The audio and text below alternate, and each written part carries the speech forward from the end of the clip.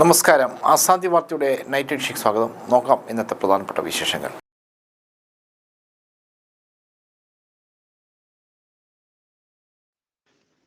നാളെ പോളിംഗ് ബൂത്തിലേക്ക് രാവിലെ 6 മണിക്ക് മോക്ക് പോൾ, 7 മണി മുതൽ പോളിംഗ്. സാങ്കേതിക തകരാർ. ഫ്ലോറിഡയിൽ ചെറുവിമാനം കാറിന് മുകളിൽ ഇടിച്ചിറങ്ങി. IFFK പാസ് വിതരണം നാളെ. ലിച്ചോ മോൾ ആദ്യ ഡെലിഗേറ്റ് ആകും. എല്ലാ തിങ്കളാഴ്ച ഹാജരാകണം. പീഡനക്കേസിൽ മാങ്കൂട്ടത്തിന്റെ കർശന ഉപാധികളുടെ മുൻകൂർ ജാമ്യം. കേരളത്തിലേക്കുള്ള ട്രെയിനുകളിൽ വൃത്തിയുള്ള കൊച്ചുകൾ. റെയിൽവേയുടെ പച്ചക്കൊടി. ഒപ്പം നിന്നത് സർക്കാർ. ചൂരൽമല ദുരന്തബാധിതരായ 30-ലധികം കുടുംബാംഗങ്ങൾ CPM-നൊപ്പം. മദ്യം വിതരണം ചെയ്ത് ഉന്നത നിവാസികളെ സ്വാധീനിക്കാൻ UDF ശ്രമം. വിശദമായ വാർത്തകളിലേക്ക് പോകാം. തദ്ദേശ തെരഞ്ഞെടുപ്പിൻ്റെ വോട്ടെടുപ്പ് നാളെ രാവിലെ 6 മണിക്ക് മോക്ക് പോളിംഗ് ആരംഭിക്കും. 7 മണിക്ക് പോളിംഗ് ആരംഭിക്കും. മോക്ക് പോളിന് നിശ്ചയിച്ചിട്ടുള്ള സമയത്തിന് 1 മണിക്കൂർ മുൻപേ പ്രിസൈഡിംഗ് ഓഫീസറുടെ നേതൃത്വത്തിൽ മോക്ക് പോൾ ആരംഭിക്കും. തുടർന്നാണ് രാവിലെ 7 മണിക്ക് പോളിംഗ് ആരംഭിക്കുക. മെഷീനിൽ വോട്ടുകളൊന്നും രേഖപ്പെടുത്തിയിട്ടില്ലെന്ന് തെളിയിച്ച ശേഷം ഏതാനും വോട്ടുകൾ രേഖപ്പെടുത്തിയാണ് മോക്ക് പോൾ നടത്തുന്നത്. മത്സരിക്കുന്ന ഓരോ സ്ഥാനാർത്ഥിക്കും പോളിംഗ് ഏജൻറ്റുമാർ വോട്ട് രേഖപ്പെടുത്തിക്കൊണ്ടാണ് മോക്ക് പോൾ നടത്തുക. ഏതെങ്കിലും സ്ഥാനാർത്ഥിയുടെ പോളിംഗ് ഏജൻറ്റ് മോക്ക് പോൾ സമയത്ത് പോളിംഗ് ബൂത്തിൽ ഇല്ലെങ്കിൽ പോളിംഗ് ഓഫീസർമാരിൽ ആരെങ്കിലുമോ അല്ലെങ്കിൽ ആ സമയത്ത് പോളിംഗ് ബൂത്തിലുള്ള പോളിംഗ് ഏജൻറ്റുമാരിൽ ആരെങ്കിലുമോ പ്രസ്തുത സ്ഥാനാർത്ഥിക്ക് വേണ്ടി മോക്ക് പോളിൽ വോട്ട് രേഖപ്പെടുത്തണം.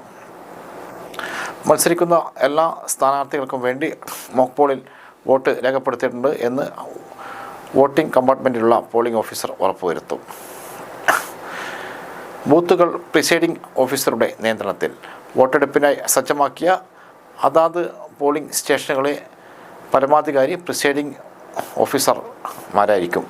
പോളിംഗ് സ്റ്റേഷൻ സ്ഥിതി ചെയ്യുന്ന കെട്ടിടവും അതിന് ചുറ്റുവട്ടത്ത് 200 മീറ്റർ ചുറ്റളവിൽ, മുനിസിപ്പാലിറ്റി ആണെങ്കിൽ 100 മീറ്റർ ദൂരപരിധിയിൽ പെടുന്ന പ്രദേശവും പ്രിസൈഡിംഗ് ഓഫീസറുടെ പൂർണ്ണ നിയന്ത്രണത്തിലായിരിക്കും. സ്വതന്ത്രവും നീതിയുക്തവും സുതാര്യവും സുഗമവുമായ വോട്ടെടുപ്പ് ഉറപ്പാക്കാൻ പോളിംഗ് ടീമിലുള്ള എല്ലാവരുടെയും സഹകരണം ഉറപ്പാക്കി ഒരു ടീമിൽ എന്ന നിലയിലാണ് ബൂത്തുകളിലെ പ്രവർത്തനം. ഫ്ലോറിഡയിൽ ഹൈവേയിൽ ചെറുവിമാനം അടിയന്തരമായി താഴെയിറക്കി. റോഡിലൂടെ പോവുകയായിരുന്ന ഒരു കാറിന് മുകളിലേക്കാണ് വിമാനം ഇടിച്ചിറങ്ങിയത്. അപകടത്തിൽ 57-കാരിക്ക് പരിക്കേറ്റു. വിമാനം പറത്തിയിരുന്ന 27-കാരൻ പരിക്കേൽക്കാതെ രക്ഷപ്പെട്ടതാണ് വിവരം.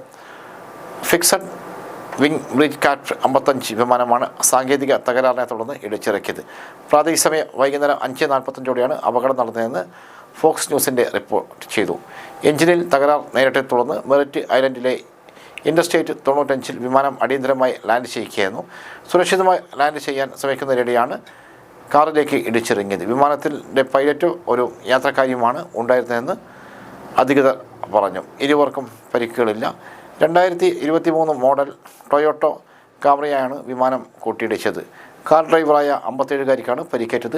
ഇവരുടെ പരിക്ക് ഗുരുതരമല്ലെന്നും അന്താരാഷ്ട്ര വാർത്താമാധ്യമങ്ങൾ റിപ്പോർട്ട് ചെയ്യുന്നു.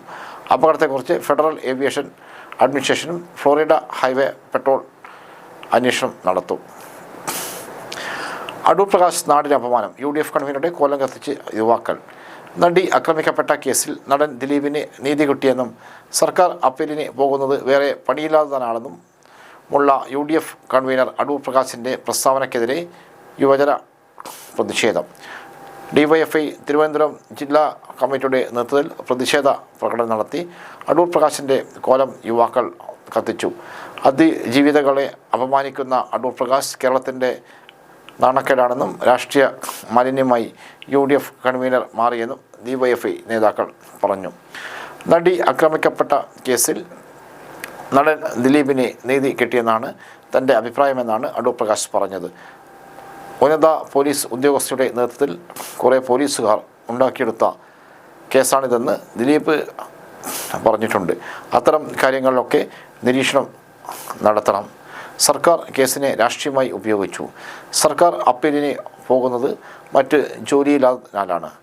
ആരെ ഉപദ്രവിക്കാൻ കഴിയും എന്ന് നോക്കി കേസുകൾ കെട്ടിച്ചമയ്ക്കുന്ന സർക്കാരാണ് ഇവിടെയുള്ളതെന്നും അടൂർ പ്രകാശ് പറഞ്ഞിരുന്നു. കേസിൽ UDFൻ്റെ രാഷ്ട്രീയ നിലപാടാണ് കൺവീനർ അടൂർ പ്രകാശ് പറഞ്ഞതെന്ന് മുഖ്യമന്ത്രി പിണറായി വിജയൻ കണ്ണൂരിൽ മീറ്റ് ദ പ്രസിൽ പ്രതികരിച്ചിരുന്നു. സർക്കാരും പൊതുസമൂഹവും എല്ലാ ഘട്ടത്തിലും അതിജീവിതയ്ക്കൊപ്പമാണ്. അവർക്ക് എല്ലാ പിന്തുണയും നൽകാൻ സർക്കാർ പ്രതിജ്ഞാബദ്ധമാണെന്നും മുഖ്യമന്ത്രി വ്യക്തമാക്കിയിരുന്നു. 30ാമത് IFFKയുടെ ഡെലിഗേറ്റ് കിറ്റ് വിതരണം ടാഗോർ തിയേറ്ററിൽ നാളെ ആരംഭിക്കും. രാവിലെ 11-ന് മലയാള ചലച്ചിത്ര താരം ലിജോമോൾ ജോസ് ആദ്യ ഡെലിഗേറ്റ് കിറ്റ് ഏറ്റുവാങ്ങും. 2024 മികച്ച സ്വഭാവ നടിക്കുള്ള സംസ്ഥാന ചലച്ചിത്ര അവാർഡ് ജേതാവാണ് ലിജോമോൾ. ലോക സിനിമയുടെ സമകാലികവും ചരിത്രപരവുമായ കാഴ്ചകൾ കോർത്തിണക്കി 30ാമത് രാജ്യാന്തര ചലച്ചിത്രമേള ഡിസംബർ 12 മുതൽ 19 വരെ തലസ്ഥാന നഗരിയിൽ നടക്കും. 26 വ്യത്യസ്ത വിഭാഗങ്ങളായി 82 രാജ്യങ്ങളിൽ നിന്നുള്ള 206 ചിത്രങ്ങളാണ് ഇത്തവണ മേളയുടെ ഭാഗമാകുന്നത്. പലസ്തീൻ ജനതയുടെ പ്രതിരോധത്തിന്റെയും ചരിത്രത്തിന്റെയും അടയാളപ്പെടുത്തലുകളുമായി ആൻമേരി ജാസിൻ സംവിധാനം ചെയ്ത പലസ്തീൻ 36 ആണ് മേളയുടെ ഉദ്ഘാടന ചിത്രം. 1936 പലസ്തീൻ കലാപത്തിന്റെ പശ്ചാത്തലത്തിൽ ഒരുക്കിയിരിക്കുന്ന ഈ ചരിത്ര സിനിമ ടോക്കിയോ ഇന്റർനാഷണൽ ഫിലിം ഫെസ്റ്റിവലിൽ മികച്ച ചിത്രത്തിനുള്ള പുരസ്കാരം നേടിയിട്ടുണ്ട്. ഇത്തവണത്തെ ലൈഫ് ടൈം അച്ചീവ്മെന്റ് പുരസ്കാരം ആഫ്രിക്കൻ സിനിമയുടെ വക്താവും മൗറിത്താനിയൻ സംവിധായകനുമായ അബ്ദുറഹ്മാനെ ഡിസാക്കോവയ്ക്ക് നൽകി ആദരിക്കും. ആഗോളവൽക്കരണം, പലായനം, സ്വത്വം എന്നീ വിഷയങ്ങൾ കേന്ദ്രീകരിച്ചുള്ള അദ്ദേഹത്തിന്റെ ടിംബുക്തു, ബ്ലാക്ക് ടീ തുടങ്ങിയ ശ്രദ്ധേയമായ 5 ചിത്രങ്ങൾ ദ ഗ്ലോബൽ ഗ്രിയോട്ട്, സിസാക്കോസ്, സിനിമാറ്റിക് ജേണി എന്നീ പ്രത്യേക പാക്കേജിൽ പ്രവർത്തിക്കും. ബലാത്സംഗ കേസിൽ കോൺഗ്രസ് MLA രാഹുൽ മാങ്കൂട്ടത്തിന് കർശന ഉപാധികളുടെ ജാമ്യം. 2ാമത്തെ ബലാത്സംഗ കേസിലാണ് തിരുവനന്തപുരം ജില്ലാ പ്രിൻസിപ്പൽ സെഷൻസ് കോടതി മുൻകൂർ ജാമ്യം അനുവദിച്ചത്.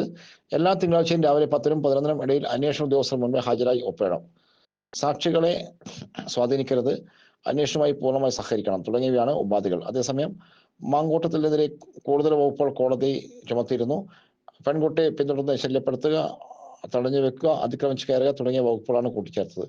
നവംബർ 27 യുവതി തെളിവുകൾ സഹിതം മുഖ്യമന്ത്രിക്ക് പരാതി നൽകിയതോടെയാണ് രാഹുൽ ഒളിവിൽ പോയത്. പിന്നാലെ ലൈംഗിക പീഡനത്തിന് ഇരയാക്കിയെന്നും ശരീരമാകെ മുറിവേൽപ്പിച്ചെന്നും ബംഗളൂരുവിൽ താമസിക്കുന്ന മലയാളിയായ 23-കാരിയും രാഹുലിനെതിരെ പരാതി നൽകുകയായിരുന്നു.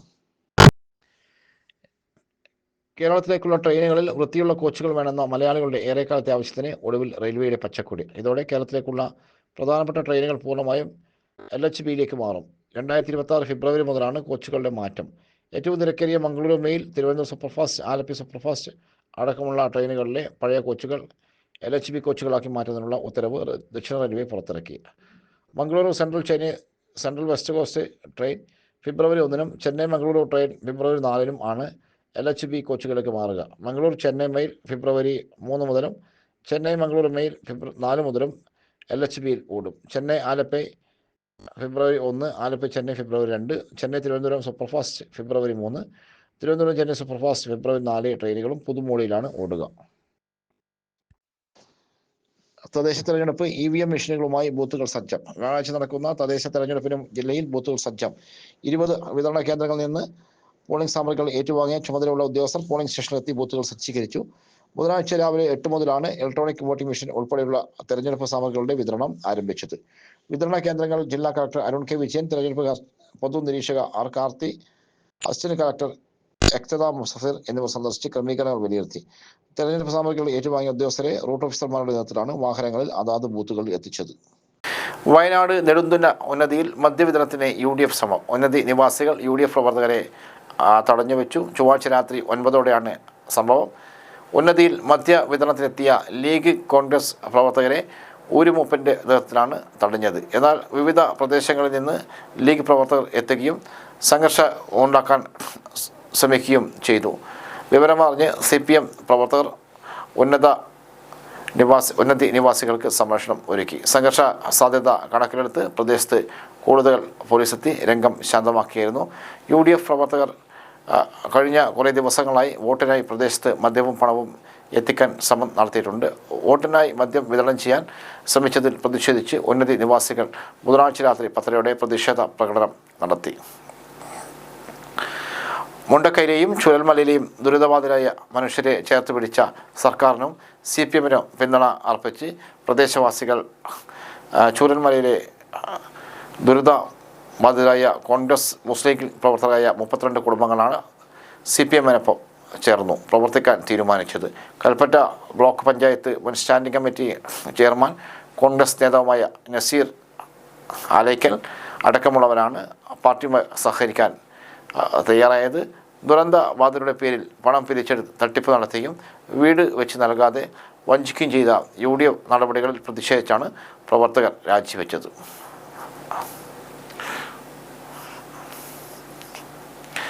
കണ്ണൂർ ജില്ലയിൽ 1025 പ്രശ്നബാധിത ബൂത്തുകൾ. വോട്ടെടുപ്പ് കർശന നിരീക്ഷണത്തിൽ. വ്യാഴാഴ്ച വോട്ടെടുപ്പ് നടക്കുന്ന കണ്ണൂർ ജില്ലയിൽ 1025 പ്രശ്നബാധിത ബൂത്തുകളിൽ അതീവ സുരക്ഷാ ക്രമീകരണങ്ങളും വെബ്കാസ്റ്റിംഗ് സംവിധാനങ്ങളും ഒരുക്കി. കൂടാതെ അധിക പോലീസ് സുരക്ഷയും ഏർപ്പെടുത്തിയിട്ടുണ്ട്. പ്രശ്നബാധിത ബൂത്തുകളിലെ വോട്ടെടുപ്പ് പ്രക്രിയ പൂർണ്ണമായും സംസ്ഥാന തെരഞ്ഞെടുപ്പ് കമ്മീഷൻ്റെ നേരിട്ടുള്ള നിരീക്ഷണത്തിലായിരിക്കും. ഇതോടൊപ്പം അതാത് ജില്ലാ കളക്ടറേറ്റുകളിൽ സജ്ജീകരിച്ചിട്ടുള്ള കൺട്രോൾ റൂമുകളിൽ പ്രശ്നബാധിത ബൂത്തുകളിൽ ഏർപ്പെടുത്തിയ ലൈവ് വെബ്കാസ്റ്റിംഗും നിരീക്ഷിക്കും. സിറ്റി പോലീസ് കമ്മീഷണർമാരുടെയും ജില്ലാ പോലീസ് മേധാവികളുടെയും നേതൃത്വത്തിലാണ് ജില്ലകളിൽ നിരീക്ഷണം നടത്തുന്നത്. ബൂത്തുകളിൽ എന്തെങ്കിലും അസാധാരണ നടപടി കാണാൻ ഉടൻ തന്നെ കമ്മീഷൻ ഇടപെട്ട് നടപടി സ്വീകരിക്കും. ബൂത്തിനുള്ളിൽ അതിക്രമിച്ച് കയറുകയോ കൂട്ടം കൂടി നിന്ന് തെരഞ്ഞെടുപ്പിൻ്റെ സുഗമമായ പ്രവർത്തനങ്ങൾക്ക് തടസ്സമുണ്ടാക്കുകയോ ചെയ്യുന്നവർക്കെതിരെ കർശന നടപടി സ്വീകരിക്കാൻ ഉടൻ പോലീസിന് നിർദ്ദേശം നൽകും. തെരഞ്ഞെടുപ്പ് കമ്മീഷൻ ആസ്ഥാനത്ത് 2 കൺട്രോൾ റൂമുകളാണ് പ്രവർത്തിക്കുന്നത്. തെരഞ്ഞെടുപ്പ് കമ്മീഷൻ്റെ ഉദ്യോഗസ്ഥർക്ക് പുറമെ police, excise, BSNL, IKM, motor വാഹന വകുപ്പ്, കെൽട്രോൺ എന്നിവിടങ്ങളിലെ ഉദ്യോഗസ്ഥരുമാണ് നിരീക്ഷണം നടത്തുന്നത്. ഇതോടെ ഇന്നത്തെ ആസാദ്യ വാർത്തകൾ സമാപിക്കുന്നു. വീണ്ടും നാളെ കാണാം. നന്ദി, നമസ്കാരം.